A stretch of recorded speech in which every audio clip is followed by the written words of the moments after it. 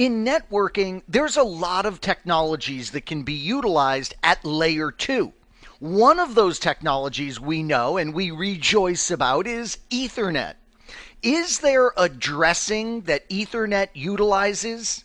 We know there is, and it's a MAC address. Let's focus on these MAC addresses in this particular nugget, as well as introducing you to layer 2.5 addressing. And I'm going to just leave that right there and pique your interest. And my goodness, what we didn't discuss a layer 2.5 when we discussed our OSI model. More on that in this particular nugget.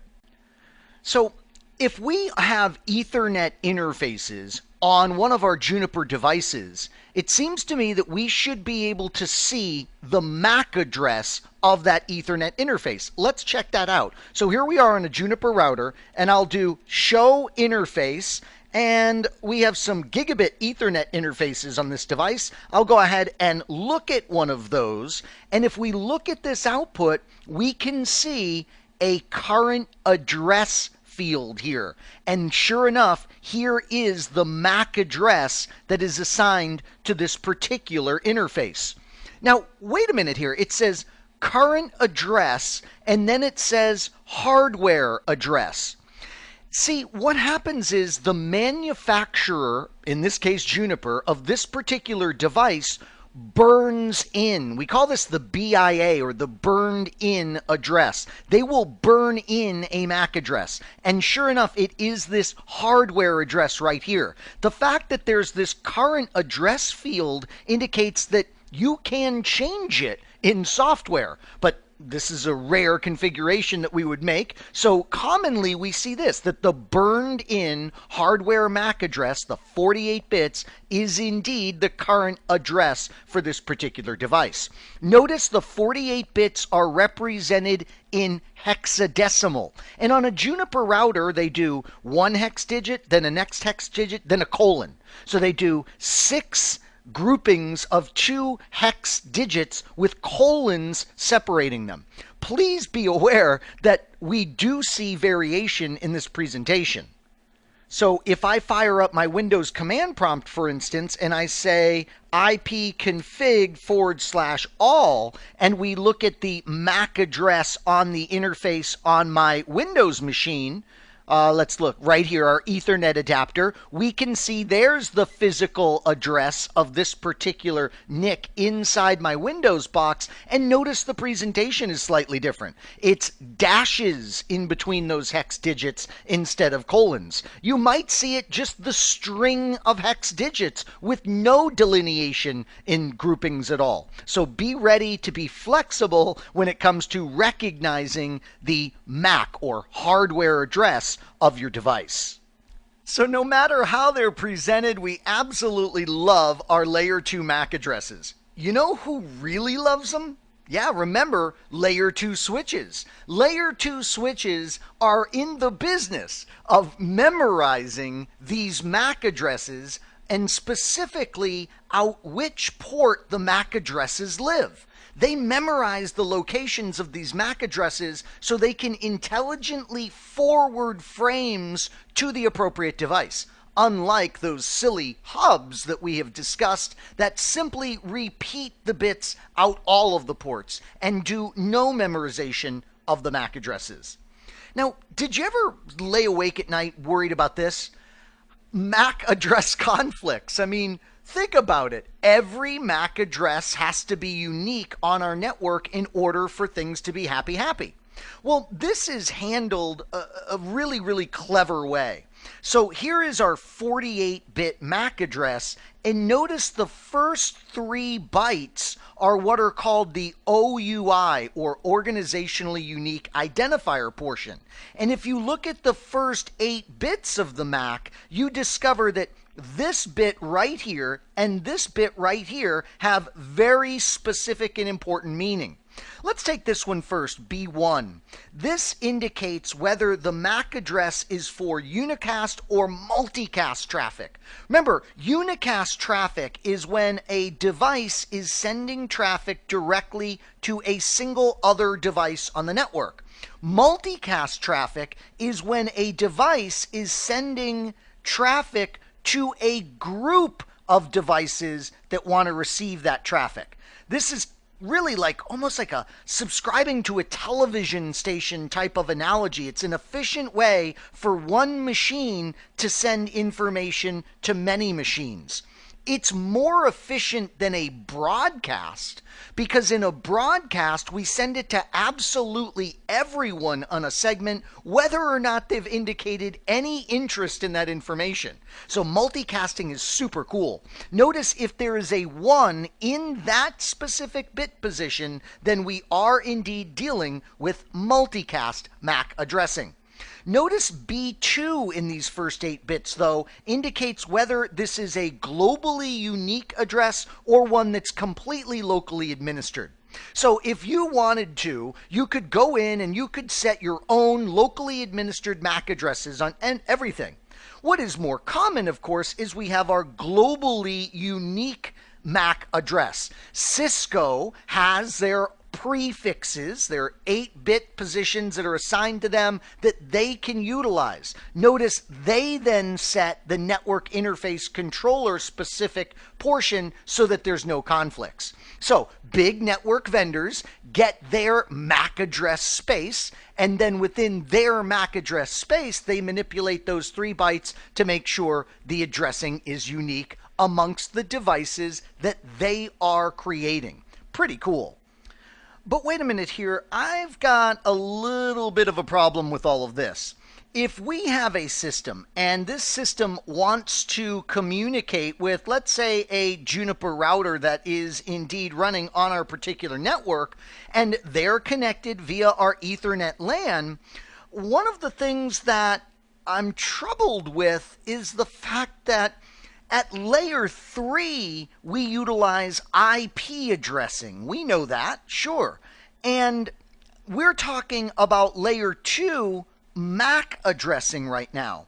It seems to me that we need to be able to resolve these 2 things. In other words, when this machine is looking for this Juniper router and wants to talk to it utilizing IP addressing, we know first, though, at layer 2 in this Ethernet world, the MAC addressing must be learned so they can properly communicate.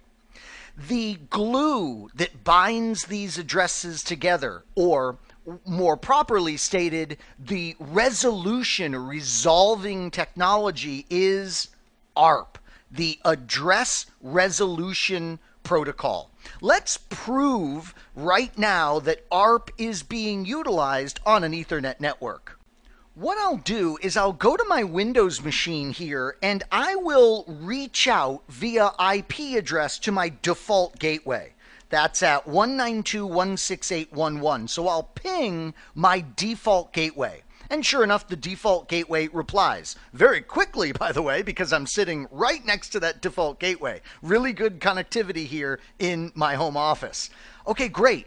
So we have now reached that device by IP, but did ARP in the background find the MAC address for the device at 192.168.1.1? Let's see. If I do an ARP-A listing all of the information that's known in the ARP table or ARP cache on this device, if we scroll up, we should indeed see that, yes, 192.168.1.1 was indeed resolved using ARP dynamically. And this information will stay in this table for a nice period of time so that each time we try and communicate with this internet address, we don't have to do an ARP for the physical address. We've got this information in the cache. Remember, ARP is a broadcast-based technology, and we tend to think that broadcasts suck. As a matter of fact, we'll learn together that in the next generation of IP, IPv6, broadcasting is completely done away with. No broadcasts in an IPv6 world. As you might guess, it's multicast traffic that replaces that functionality. So the layer 2 switch makes its money with MAC addresses. The router certainly utilizes MAC addressing and understands MAC addressing, but what its primary concern is of course the IP addressing, the layer 3 forwarding of traffic from one segment to another segment in our network, maybe even out to the public internet. So IP addressing at layer 3, MAC addressing at layer 2. What about layer 2.5 addressing? What's happening here? One day, some really clever engineer woke up and said, you know, I'm going to create my own addressing. I am going to create an address simply called a label, and I am going to forward traffic based on that label. This is layer 2.5 addressing, otherwise known as multi-protocol label switching. MPLS allows the movement of traffic based on label assignments. Technically, our routers become what are called label switch routers, or LSRs, and they go ahead and forward based on what's called an LSP, a label switch path. Now, you might say, what's the big deal? I mean, why not just forward by IP address?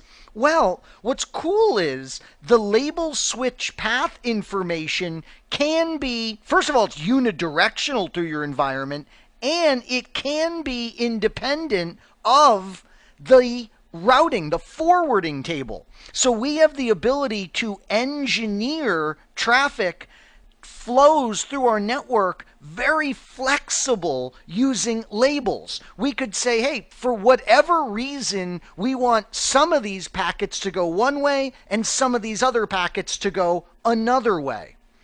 Even if you decide to forward based on MPLS labels and you want to follow the routing table path, you still have some beautiful efficiencies when it comes to using labels.